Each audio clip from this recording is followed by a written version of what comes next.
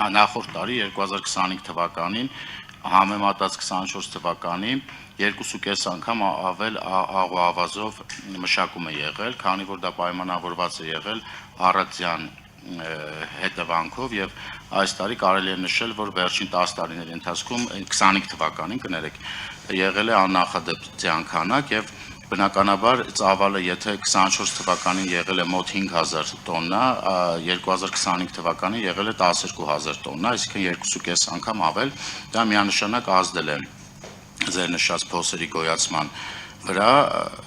ինչ վերաբերվում է թե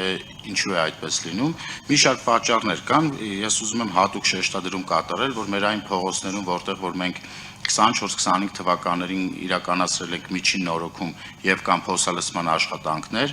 այդ հատվածներում գրեթե չկան փոսեր, այսինքն նույն աղոավազը լցվել է նույն քանակի եւ առանց տարբերակելու թե ում տան դիմացն է եւ ում փողոցն է, նույնաչափ աղի մեքենա չի նայում թե սա այսինչ մարդու բնակարանն է կամ տունը, նույն աղոավազը լցվել է, այդտեղ պայմանավորված է նրանով թե երբ ենք այդտեղ իրականացրել փոսալցման աշխատանքներ կամ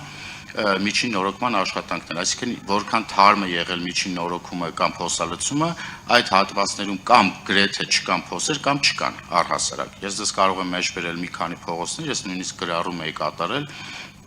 որ նախորդ տարի մենք իրականացրել ենք Բաղաշան փողոցում, Էրեբունի փողոցում, Գայի պողոտայում, բացառությամբ մի դեպքի Գայի պողոտայի, ես դա նույնպես կմեկնաբանեմ,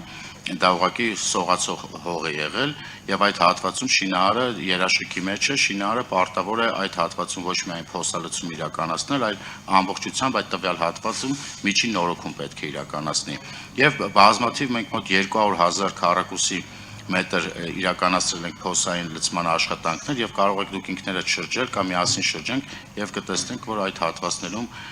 չկան որևէ խնդիրներ։